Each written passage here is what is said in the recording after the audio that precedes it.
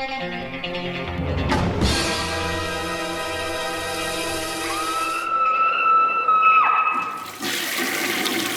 guys, what's up? It is week 84. I have 9 titles to review for you. So let's hop into this. The first one is from 1974. It is from Arrow Films. It is Willie Dynamite, a blaxploitation film.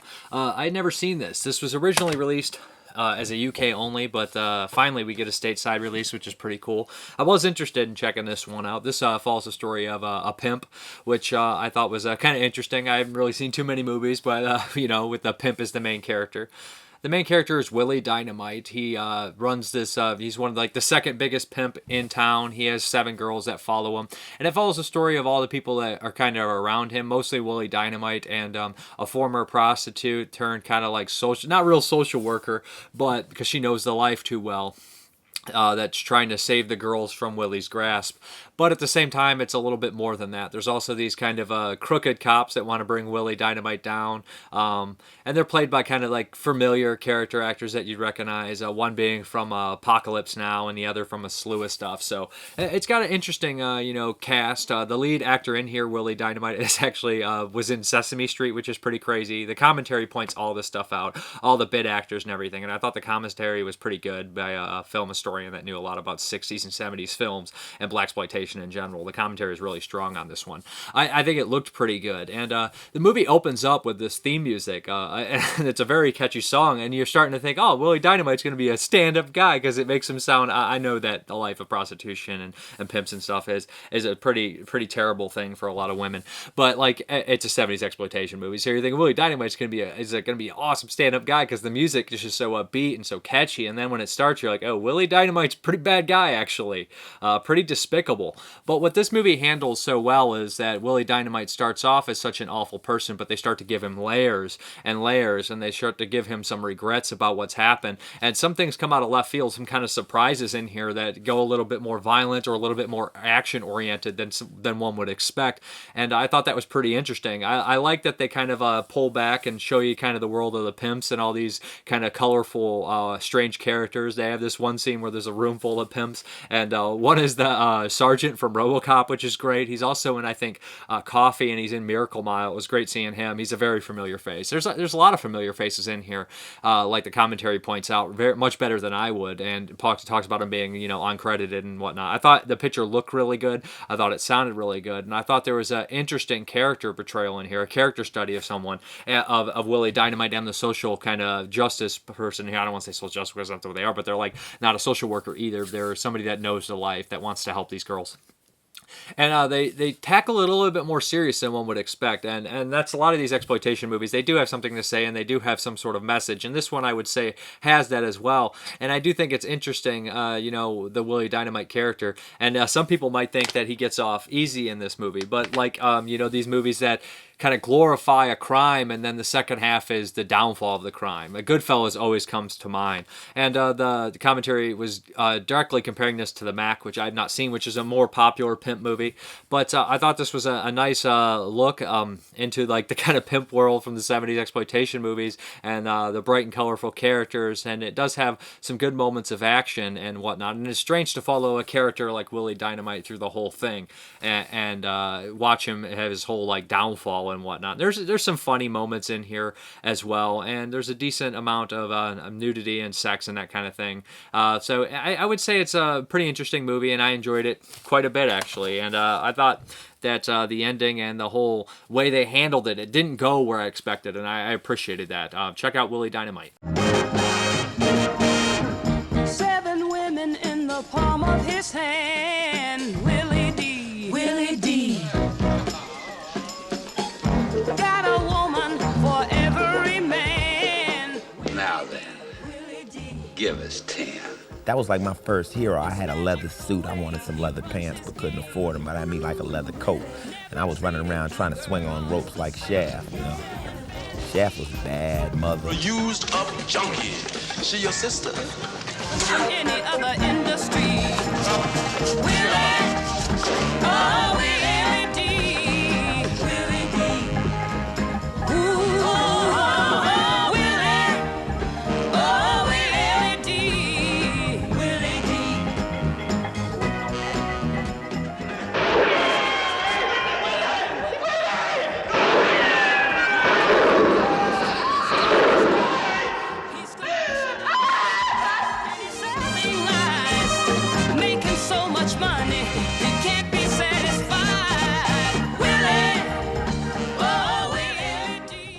Okay, the next one is by Arrow Academy, and this is The Serpent's Egg by Ingmar Bergman, which is kind of crazy because never in the world, I haven't seen many of his movies, but never in the world would I imagine David Carradine in a Bergman film. I'm like, what?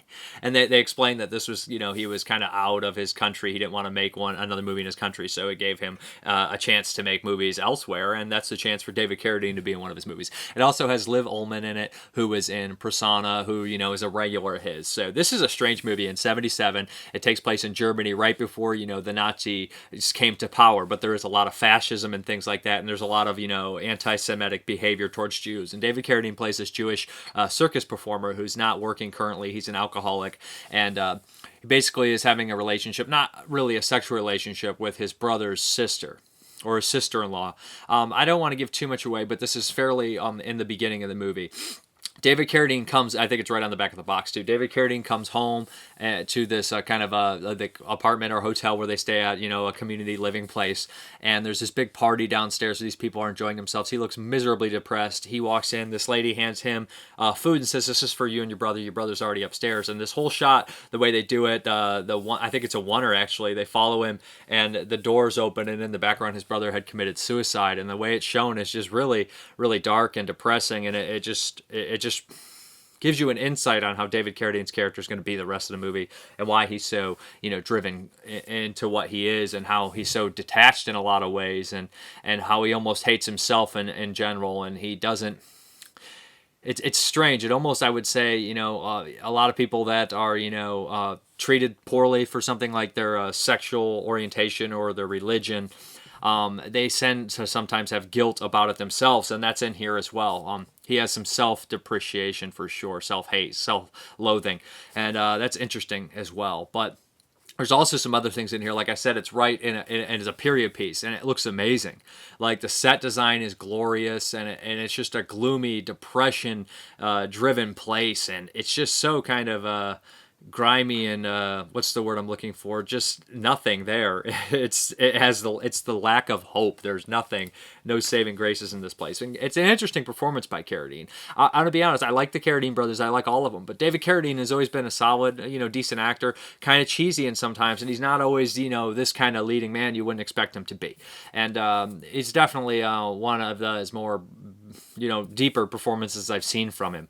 There's another very memorable scene in this movie where this character is beaten off camera, but you only see a glimpse of it in part of the camera, and it's very effective, especially what the character does beforehand, taking the glasses and folding them nicely. It's just like shows that kind of sadistic nature in the Nazis, and it was a very good scene. And this movie also has a crazy left turn because there seems to be something going on, but I don't want to spoil it, and it involves these kind of experiments, and that's all I'll say. And it's so bizarre and takes that left crazy turn, and it also has a very interesting police character that I enjoyed. That at first I'm like, screw this guy, man. I actually said it to myself. I was watching it, and I was like, fuck this guy. I said that. I said, F this guy when I was watching it. And then later, he became one of the most likable, interesting characters in the film. Liv Ullmann gives a great performance, and at one point her eyes, and she just stares off, and it's just like, you ever watch those movies that bring you back to dark times in your own life just for a second, and it just almost seems too real in the performance? That happened for me for a second. Like, I was just like, oh, I've seen that face in people that I've loved, and I know that face, and that is an awful feeling, and it was portrayed in that one face that character did, and I was like, that is a great performance. Just that scene, especially. I mean, besides that, it's good, but that scene in general, I was just like, and the way they stay on the shot was amazing. So, I mean, it looks good because I said it's a period piece, and it has amazing set, amazing acting. I think that Carradine's probably the weakest in the movie, even though he's really good, and it's something where he could spread his wings and do a little bit. I mean, he's acting alongside Liv Ullmann, so, I mean, she's been, like I said, I only seen her a couple things, but she's always tremendous. So, but Carradine's all right, and he's pretty good in it, and I like that. There's a making of on here, which I thought was pretty cool, where you see Carradine talk about it, and they talk about the history of the movie a little bit, and there's a film expert on Bergman, and he goes down a bunch of his movies in his career, and then gets to this one and explains, that this one wasn't something that was like, he was a little disappointed at first, but grew to appreciate it and talks about it a bit, and I thought that was kind of neat because I'm like a big Bergman novice.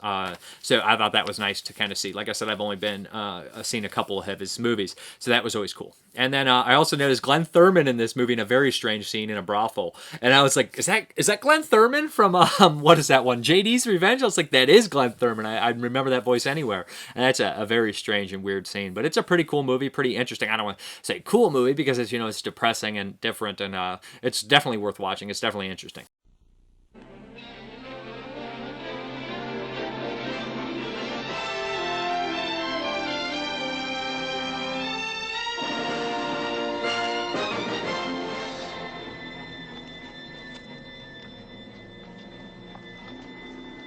People are afraid to go out at night.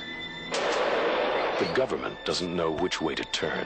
Something terrible is going on. Money is worth less and less. Do you recognize this man? Look at that picture. There is brutality and violence everywhere. Do you recognize it, Gil? And yet people act as if nothing has changed. Who the hell? And perhaps nothing has. Where do you think we are? Dino De Laurentiis presents a film by Ingmar Bergman, The Serpent's Egg. David Carradine is Abel Rosenberg, who was lost. Aus Liebe mach ich es schon, du kriegst mein süßes Bonbon, ganz ohne... Liv Ullmann is Manuela, who was alone. Together, they are trapped in a world where no one is to be trusted. By the way, one thing I almost forgot. All our material is strictly confidential. Everyone is to be feared. And a mystery lies waiting to be solved.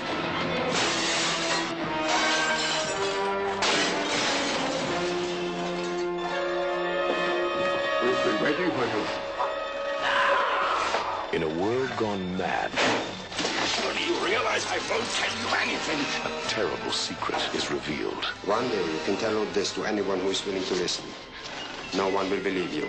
I think Manuela is heading for trouble.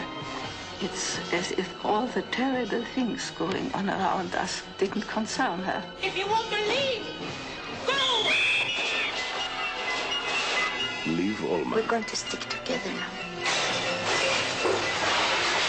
David Carradine, Maybe I didn't feel welcome in your beautiful city. Gert Frobe, I can't sleep for fear. Would you like me to pray for you? James Whitmore, Is it a special prayer? Yes. It's like a serpent's egg. and Heinz Bennett. Through the thin membranes, you can clearly discern the already perfect reptile.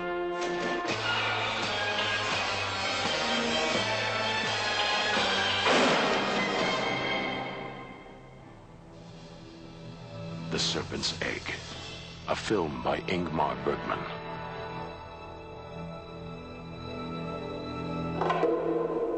Okay, the next one is from On Earth Films. So you know what you're getting yourself into. It's something kind of extreme, and that is Brutal. And Brutal it is. This is a Japanese flick. I had not heard much about it, but I was interested in it because, you know, On Earth does some interesting and cool things. But Brutal, what can I say about this one? This one's told in like 3 parts. A segment entitled Man, a segment entitled Woman, and then the end coming together. I think it's called Man and Woman. It's a fairly short movie. The first segment follows this kind of a...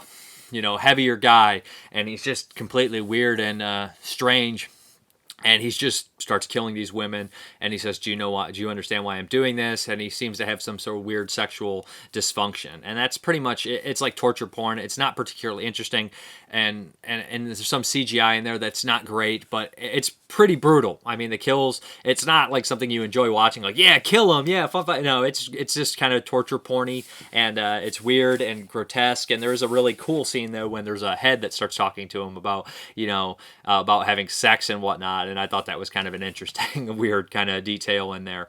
And there's a moment of he has some compassion for this homeless guy, which I thought was kind of interesting. The second segment, Woman, I thought was much more interesting because, it is a woman serial killer, and it shows her killing all these men and whatnot, but there's this great moment where she gets picked up in a bar by this guy, and the way he picks her up is this line about the ocean and this drink and the colors of the ocean, and that whole dialogue is so much better than anything else in the movie. And they show them driving away together, and he talks about, I've caused my first sin driving while I'm drunk, and then he goes on, he's like, no, I've heard lots of people being selfish, and it's just like he pours his entire heart out, and it's just a very great scene of dialogue, and I thought it was a tremendous scene. And it goes to some other place that I didn't care for as much, but I thought that scene was pretty interesting. And the end, of course, is man and woman, these two meet. And that's the kind of climax of the movie, and there's some things that are unveiled about both of them and why they're doing it. And it's pretty crazy and pretty interesting, and it ends in typical Japanese crazy batshit ending fashion. That reminds me of something like a York Buckarett movie, but I don't want to spoil too much. Yeah, and I enjoyed the ending, and I enjoyed that long piece of dialogue, and all in all, because of its kookiness at the end and because of what the reveal was, I thought that it saved itself, because I thought the second segment was cool, and I thought the first segment was okay, and I thought the last ending was really good. So I thought it came around at the end and became pretty interesting, to be honest, and I kind of dug it. There's some music videos on the disc, and that's pretty much it. But if you like Japanese horror films, kind of extreme films, and kind of ones that end up being a little crazy and kooky, then I would definitely check this one out. Weird sexual stuff going on as well, kind of diving into the psyche of these killers.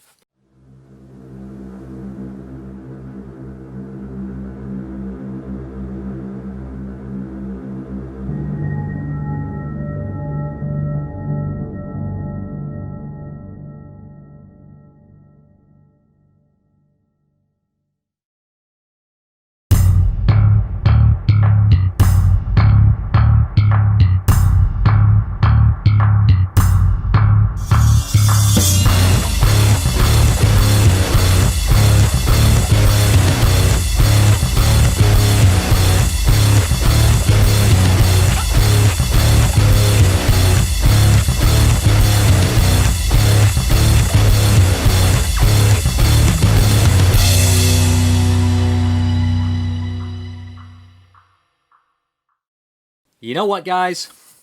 How could I follow up Brutal? The best way to follow up Brutal is with Prehysteria, the kids movie from 1993 from Moonbeam Entertainment, the child sub-label from Full Moon back in the day. Prehysteria, guys, starring Austin O'Brien from last week's Last Action Hero. And Stephen Lee, come on, guys. He was a Full Moon regular and stuff like Pit and the Pendulum, Dolls, that was an Empire one, but RoboCop 2 he's in as well, Ghoulies 3.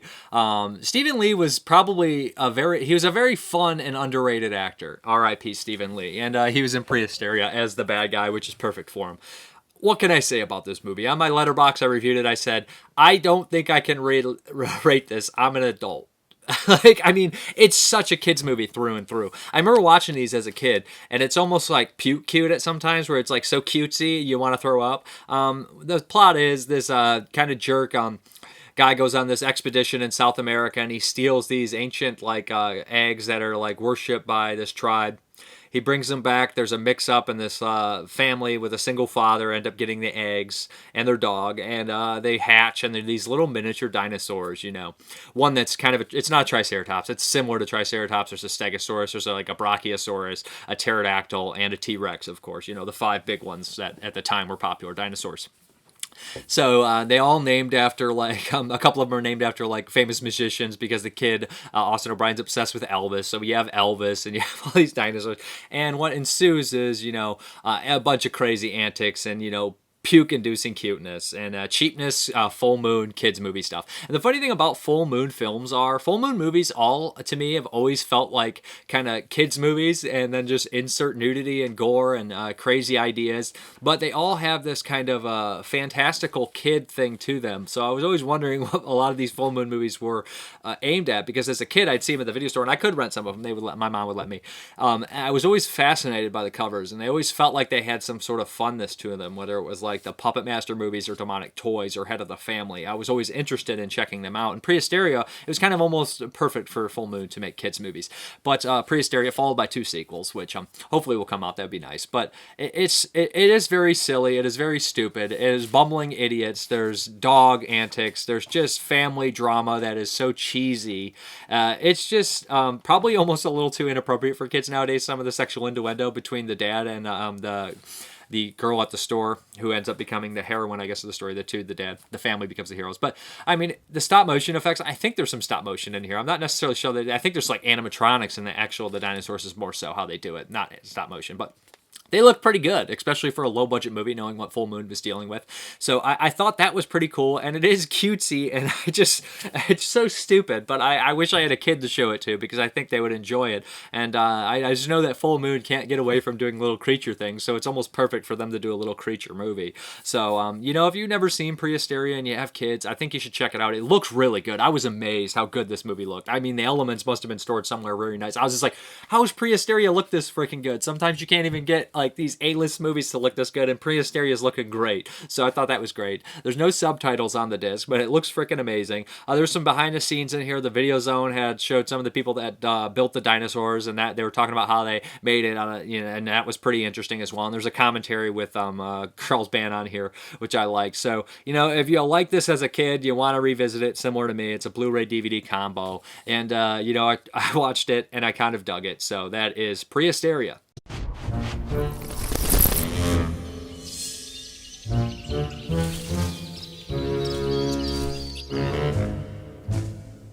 You wouldn't believe me if I did tell you. Look, I don't want to get prehysterical here, but I think I'm going to change the course of natural history. I'm going to be a very, very rich man.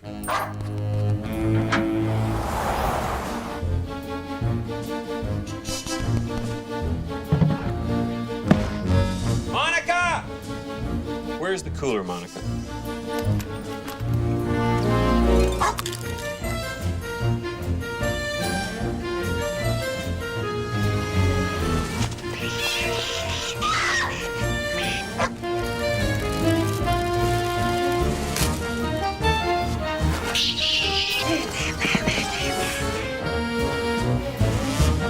What's going on? You just got kissed on the tush by the king. My eggs! Where are my eggs? You're kind of cute. That's impossible. You ain't seen nothing yet. Oh, cool, it talks. Frank.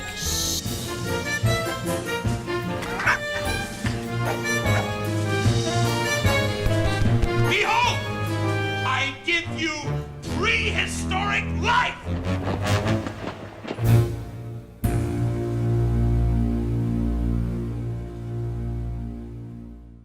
Okay, guys, the next one is from Dread Central Presents, and it is Sleigh Bells, a new movie by, SpookyDan Walker. I think this is his directorial debut, and it stars Barry Boswick, and what's the actress's name in here? I'm sorry, I'm cheating a little bit. It is, Christian Khalib. I probably mispronounced her name, but I've seen her in a bunch of stuff.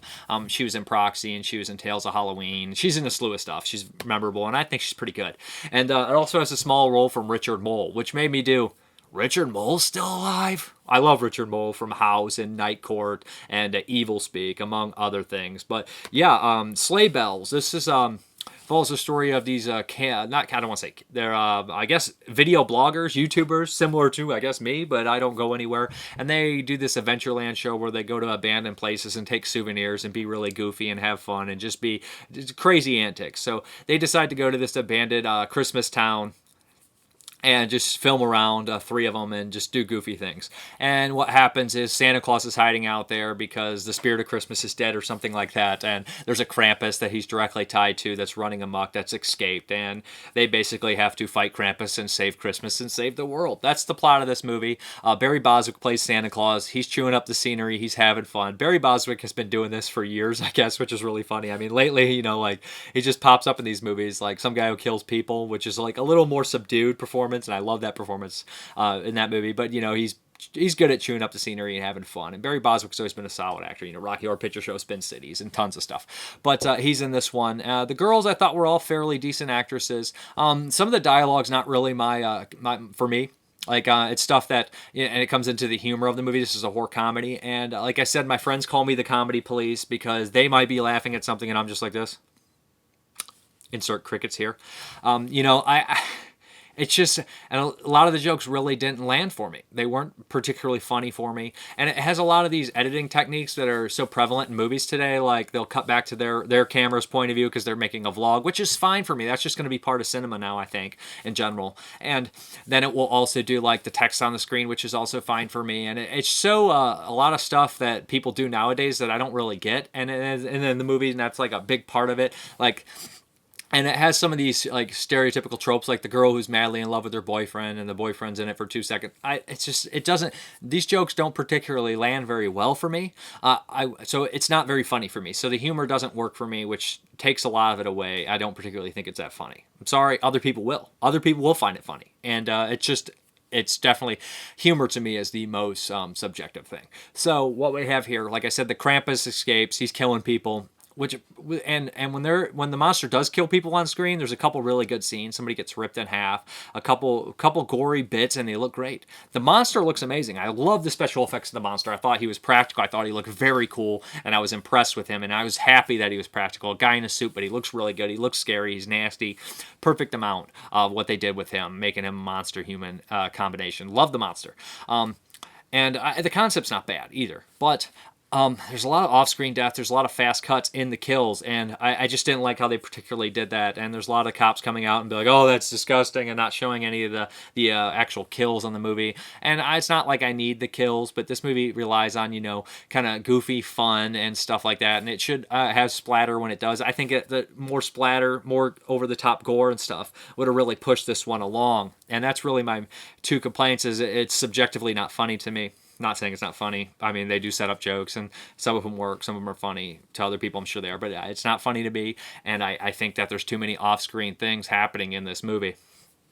But saying that, Barry Bostwick's definitely having fun. Some of the girls, lines are cute and stuff, and they do a good job on that. And they try to have some emotional moments in here. And like I said, it's not really any of the actors' faults in this movie. I don't think any of them are bad. I think that they're fairly solid. But I think that the dialogue's not always the best dialogue for me.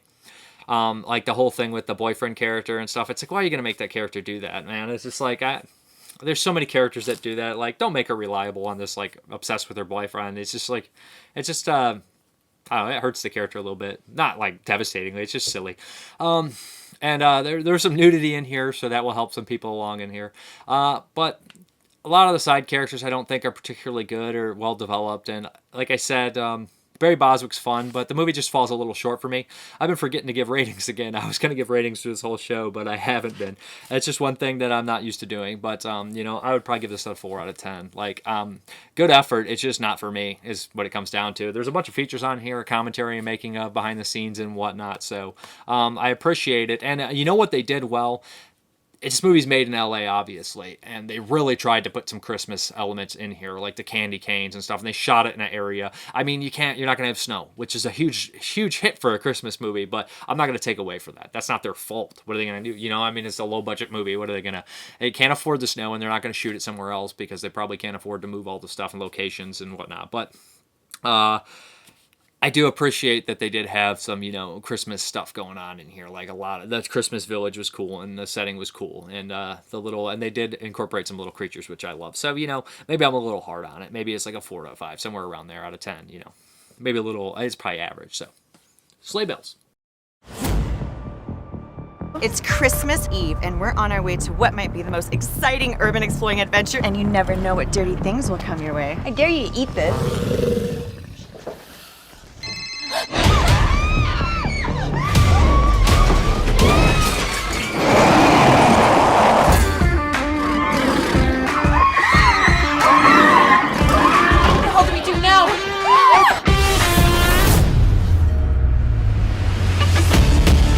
My property, and I'm Santa. And that thing out there, that is no animal. And I'm the Tooth Fairy. I'm Santa, and that's Krampus! The devil of Christmas!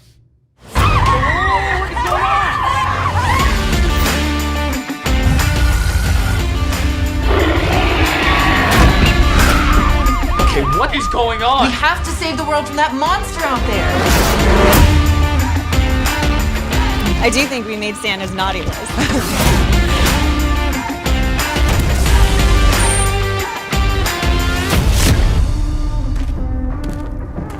1, 2, 3, Krampus!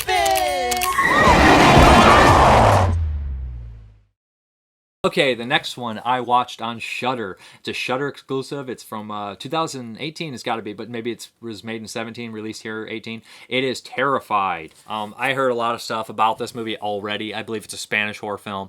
And that's pretty much, you know, I heard good things about it, so I checked it out. It is kind of a ghost-haunted story, which really isn't my element, but it's a little bit different than that. And I tend to notice that ghost kind of stories or weird kind of supernatural stuff like that, when they're from other countries, have a little bit more interesting aspect about them.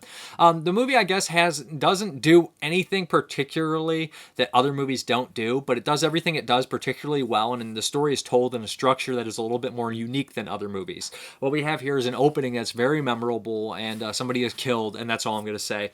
And it sets the movie up perfectly how it's going to unfold. And one of the surviving characters in an interrogation with these people, and they basically say, "We don't think that you did this. There's some weird things going on."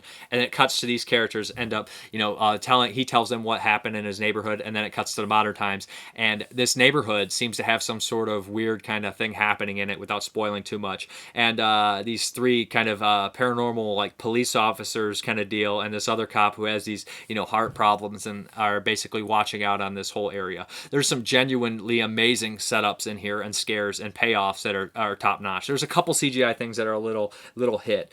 I meant miss. They don't hit, and they miss for sure. But besides that, I thought there were some great things in the movie.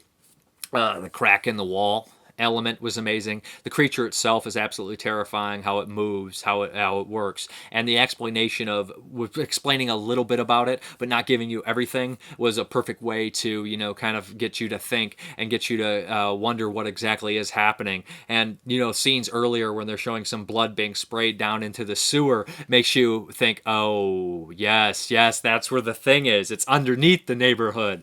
And that's why it has access to go through all these areas. But, you know, just the simple idea of something so terrifying you as a kid that this creature's under your bed and actually playing into the movie is a great idea too.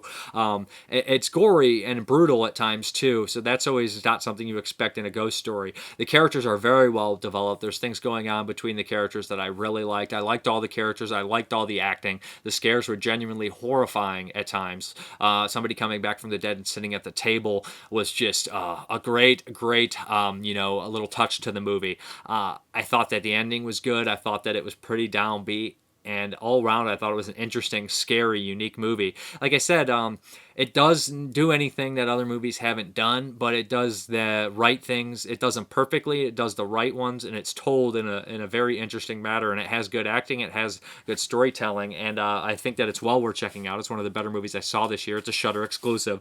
That's Terrfied. Well recommended. I don't want to spoil too much, but great stuff, great scares, great setup. Everything's good about it, man.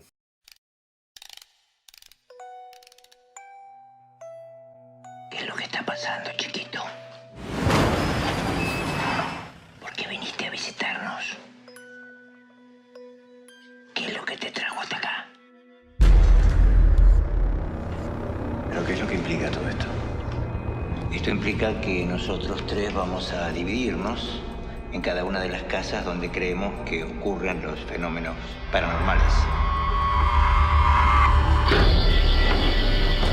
Señora, acá las cosas se están poniendo muy difíciles. Usted puede elegir a no estar aquí. ¿Qué carajo es eso?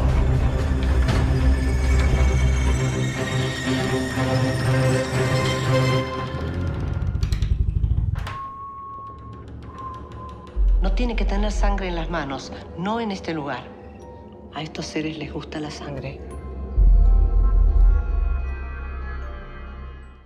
The next one is the Patreon pick, and it was by Chris Rivers. He picked the last horror movie. This is the old edition from a long ago with the Fangoria side logo on it from Heart Shape Video, and this is the newer one that MVD released. I did review this one back in 2014, but I'm going to talk about it again because that was such a long time ago. I rewatched it, and this movie opens up and it plays a trick on you, and I was like, I remember this being a British kind of a found footage type deal, and then this is like a slasher, and then it cuts away and you realize that it's a character recording over a tape in a video store, and I was like, okay, I know what we're going for now, which I thought was pretty cool.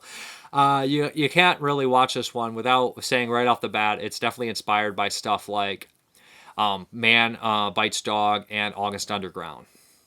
Saying that, it's a story about a serial killer who takes a tape from a video store and records over it and is returning the tape so people rent it and seeing it. And he's wondering if they actually know if it's real or not, and playing tricks on them and making a human social experiment out of them. The character is full of charisma. He is creepy and he does a great job.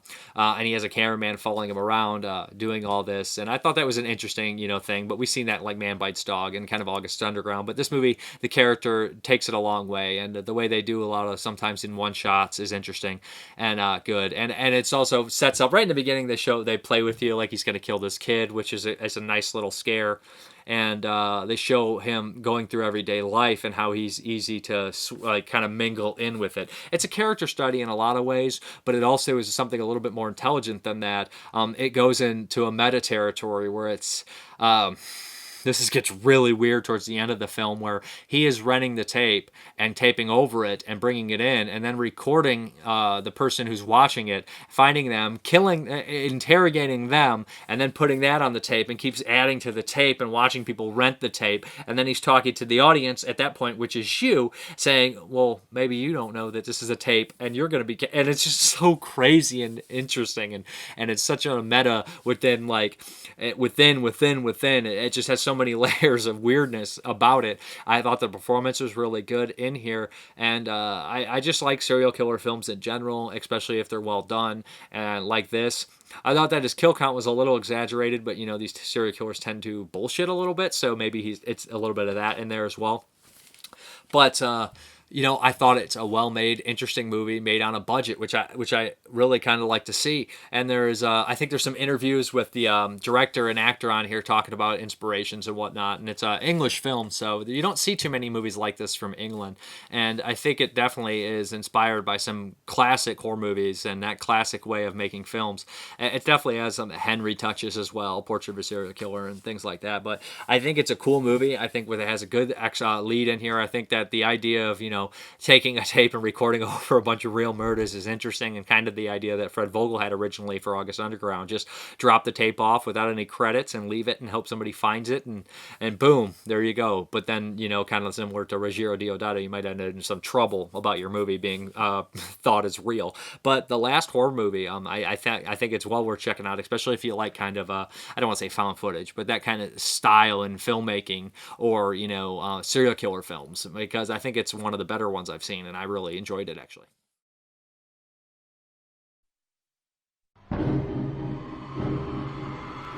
Okay, take one.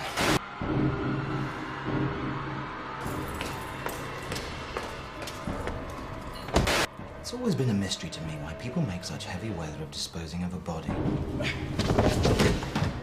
I mean, if you leave a severed arm and a sack full of entrails at the bottom of someone's garden, of course they're going to notice.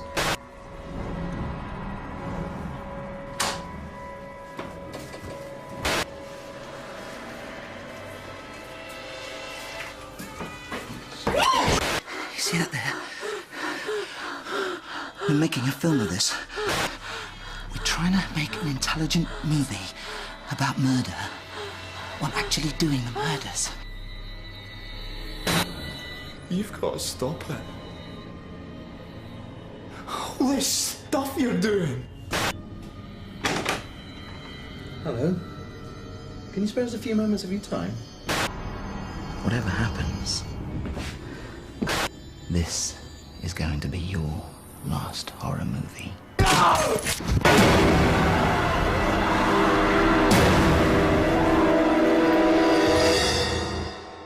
All right, guys, now we're going to get into the VHS Voyage, and I will be reviewing, what is it, 1994 Project Metalbeast, with Kane Hodder as Metalbeast. I watched the DVD from Germany, and Barry Boswick, you know. But yeah, this is from Prism Pictures, but this is what I watched, the German DVD, which is not particularly great quality. But yeah, this is the second time revisiting this one, Project Metalbeast. The plot of this movie is great. It's hilarious. It's sci-fi gold. What we have here is this military organization. It's always military organization with this kind of stuff. Think Return of the Living Dead, Part 3 and stuff, just finding this crazy stuff. But they basically are in Romania, this guy, and he gets this, kills this werewolf, takes his blood, and leaves. And what they're trying to do is use the werewolves as some sort of like high-grade military weapon. Something goes wrong, and the project is taken down and frozen. So Barry Boswick's running this project. He's crooked. He can't be trusted, of course. And one of the guys who was involved with the project, they knew they were going to shut it down. He injected himself with a werewolf serum and went nuts. So he's frozen. They ended up stopping him, and they froze him.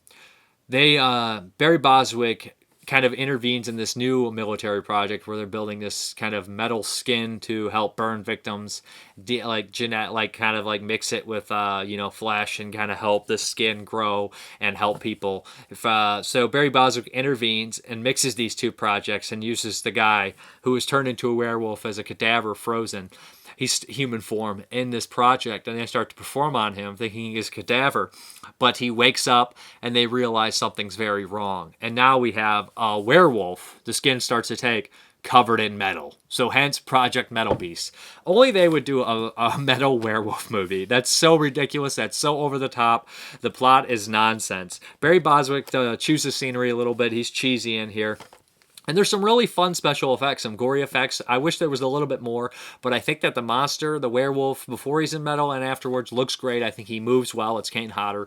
And some of that stuff is tremendous. The movie is ungodly cheesy, ungodly silly. A lot of the characters are just vastly annoying. One of the characters has been working on experiments and stuff for his entire life, it seems, at a young age.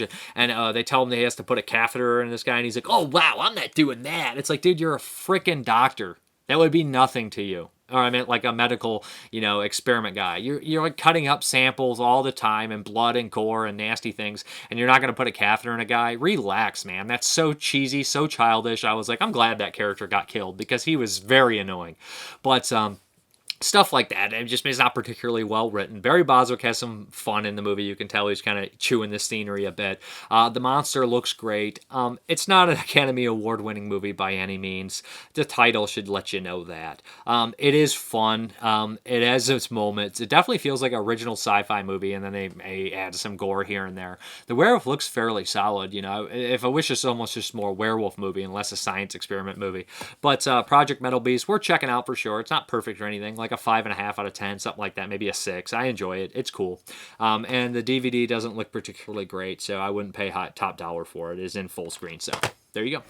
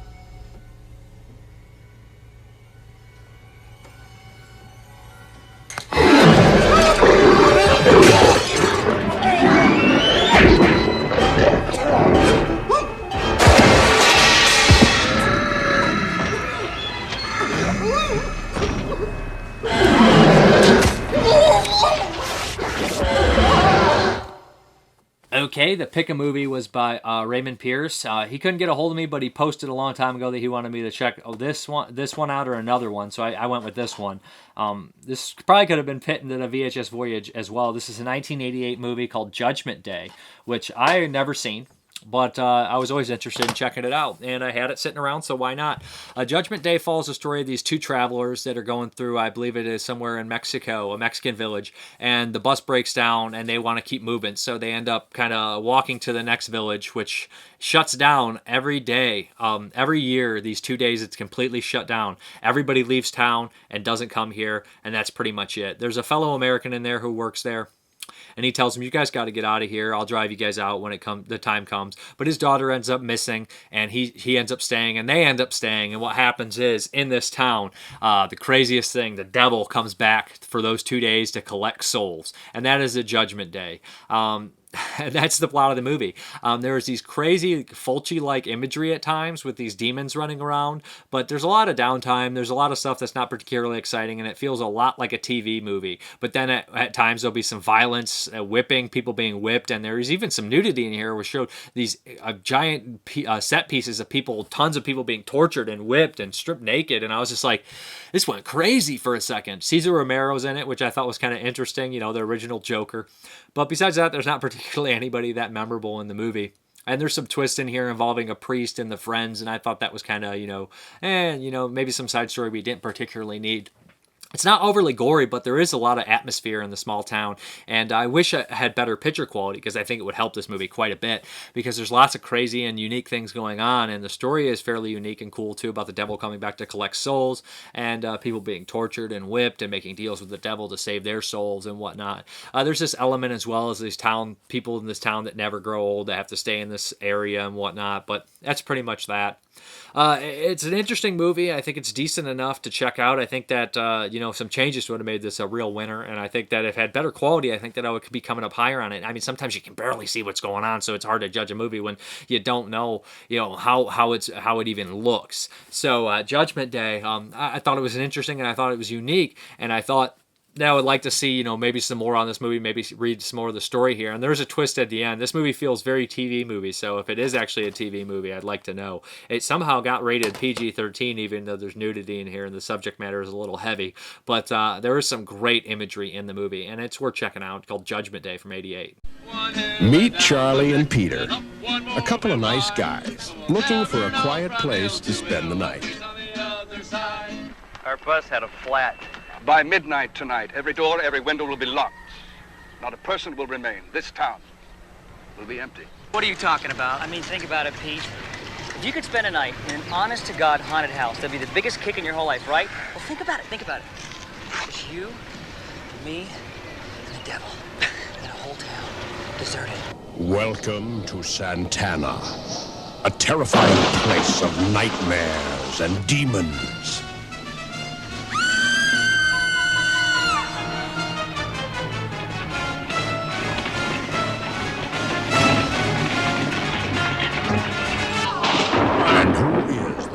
Of Santana.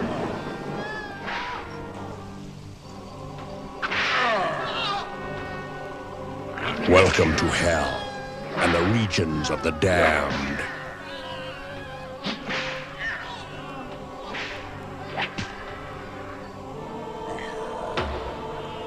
This is hell.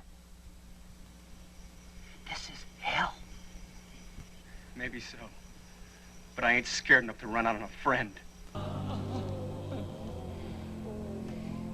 Welcome to the dungeons of lost souls.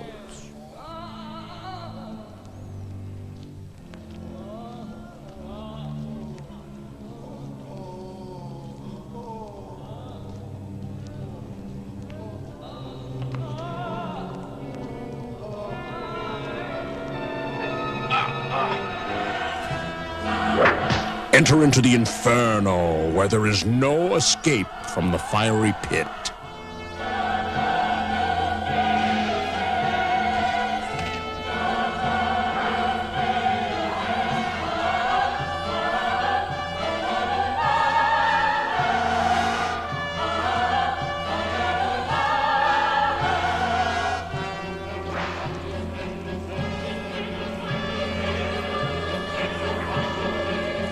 Beware, for there is no way to prepare for Judgment Day, starring Cesar Romero and Monty Marco. Okay, guys, Oop. Let me get into the pick a movie. Andrew Robinson won last week, and he picked, what he picked? Mobius, which I'll be covering. So let's see who's going to win this week. Who we got? We got Neil Robson. Let me know, Neil. Okay, let's hop into the questions. All right, Nick Mua. Does a coming-of-age film always have to feature kids? If not, any examples of movies that go against the tradition? I don't think it has to feature kids. I think that you could have like an idea of like a movie like Late Bloomer, which is the only one that comes to mind. Which Late Bloomer follows the story of this old, it's an Asian movie, an old man in a wheelchair, and he ends up realizing that he is a serial killer, and he's a late bloomer, so he's like an old guy, and he starts to serial kill. It's just kind of an interesting movie. It's been a long time, but that's called Late Bloomer, if you can look that up. That's the one that came to mind for me. Extended cuts of films have been commonplace for better or worse. Can you think of any movies where the longer version ended up being worse version available? I nominate Caligula. Inserted porn scenes really hurt. Some extended ones that, the Star Wars movies, they added that stuff in there. Those are worse. The episode 4, 5, and 6. Those are worse movies because that extended stuff added in there for sure. And there's some other ones I'm sure that I don't particularly like either that are extended. I'm trying to think. Off the top of my head, I can't really think, but the Star Wars movies are the first ones that come to mind. The extended, altered versions are I'm not going to watch them again until they re-release the regular ones. Ilk Vomit, what do you think about the clusterfuck going on with the limited edition release of Django from Arrow Video? That's kind of interesting because I think Blue Underground and Arrow are both from the same distributor, so there's that, and I know that originally Blue Underground had Django, and sometimes those movies' rights go up after 5, 10 years, whatever. I don't know. But it's interesting to think that you don't... the company that had to sell Arrow those and told them they had the rights must be mistaken. And there's got to be a third party in here with Blue Underground Arrow that's really to kind of blame. But what I don't understand is why Blue Underground didn't tell Arrow that, hey, we still have those rights, or Arrow didn't realize that they still had those rights. I mean, they would have had to know. It's not like it's not common knowledge that those are previously released. So I think that there may be a third party in here screwing with them. I don't understand what's going on. But I love Blue Underground and Arrow, and I wish the best for them. I like their releases, so I hope it gets worked out. We have some answers to questions. That was Matt Brown's question, most iconic scenes in films to you. Matt Brown says the long tracking shot in the Texas Chainsaw Massacre when they're first going into the farmhouse that goes under the swing. That's the scene that'll always stick in my noggin. Well, that and of course zombie versus shark scene. And then M. Brown 80, who I believe is Matt Brown. He also had, did you see Murder? Oh, that's a question. Sorry. This is a question, so it's a little late. Did you see Murder a la Mode? Was De Palma's first film. It's definitely not a good one of his films, much like Greetings and Hi Mom. Not going to lie, I think Snake Eyes is better than those. Yeah, so that's a question. I messed up. I put it in the wrong spot. So Matt Brown, yeah, I did not see that movie, but I wasn't a hugest fan of these De Palma earlier movies, but I am interested in checking out his first horror movie. So, Brad Hominon, iconic scenes for me are Dean Stockwell lip syncing to Roy Orbison in Blue Velvet, the final scene in 2001, and the final scene in Tarkovsky's Stalker. Okay, and we got some more here. Let me turn the page. Peek-and-Boo, most iconic scene. That's a tough one. I really can't choose just one. But the Mirror Hall scene in Enter the Dragon where Bruce Lee has those claw marks all over. The ape crushing the skeleton in 2001. Oh, the skull. Yeah, he put skeleton. It says skeleton in here. I don't know why. But, the scene where the editor rewinds and watches the interview in Ringu 2. And for every view, the girl played by... Fukakata I'm not going to say that. Changes her facial and body language. Terrible with pronunciation of names I've never heard pronounced out loud before. The phone call scene to Detective Kuroda in Suicide Club. The creepy coughing from the caller is also so brilliant. And the death scene with James Cagney and Angels with dirty faces. Nick Moore, oh boy, most iconic scenes. The opening shot of Candyman comes to mind. The swarming bees dissolving into Virginia Madsen's face. The first movie that gave me trouble sleeping and beautiful is this. I think that, I'm not sure if that's for Candyman or this one. The cinematography scene in Francis Ford Coppola's Dracula where Gary Oldman and Winona Ryder seem to be floating through the room. Old-fashioned movie magic. It's just such riveting scene brimming with desire and love. The Edward Woodward sacrifice scene from The Wicker Man. So haunting and creepy. Original, of course. I refuse to acknowledge that god-awful re-imaging. Peter England, 5 iconic scenes in movie history. At the top of my head, because there are so many. The shower murder scene and ending. Norman Bates talking to himself in Psycho. The rape/kill scene in Frenzy. Will Sampson as Chief escapes in One Flew Over the Cuckoo's Nest. That is a great scene. The Russian roulette scenes in the Deer Hunter. That's also a good scene. One shot. John Voight as Manny, standing straight up at the end of the runaway train. For myself, I'll throw in a few. What about the Let's Go and the Walk in the Wild Bunch? The Hellraiser, Jesus Wept. But come on, that's such a crazy scene. And one that, just for throwing in there, another one, Dirty Dozen, where Maggot says, "And we'll all run out like it's Halloween." And it has, like, you know, the table, the Supper of Christ or whatever. So those are interesting to me.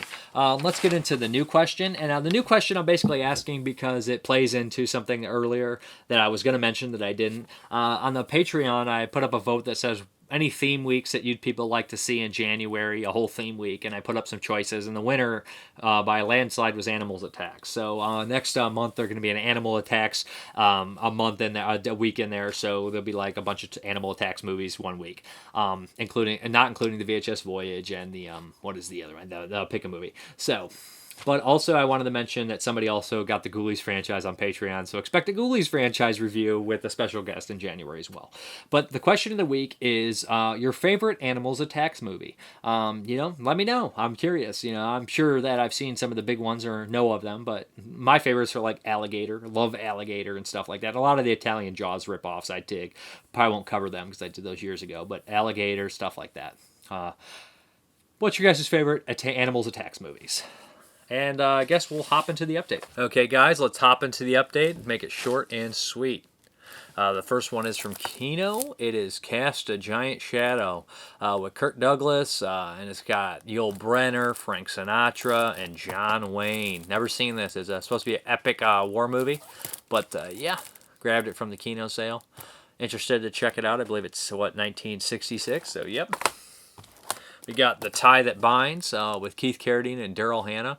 I believe this is... I've seen trailer for this movie a million times and never seen it. They're a crazy couple that kidnaps a kid, something like that. A kid that was theirs, that was adopted out. It's been years since I've seen the trailer, but I remember it always looking interesting. And I like Keith Carradine and Daryl Hannah, so yeah, there we go. We got Gorky Park. This one looked really interesting. It's got a great cast. William Hurt, Lee Marvin. And there's a slew of other people in here, too. I think Brian Dennehy's in this movie. It's got a great cast, and it looks interesting. Kind of a thriller about Russia, murder, stuff like that. We got The Grissom Gang by Robert Aldridge. Like Robert Aldridge's stuff, 30 Dozen, Emperor of the North, The Big Knife. Great director. This has got Kim Darby and from True Grit, and Scott Wilson from a bunch of other things. Ninth Configuration is one. But this one looked really interesting. Pretty new movie, so definitely had to grab it. I mean, new release for them, 1971. Brand new movie, guys, 1971.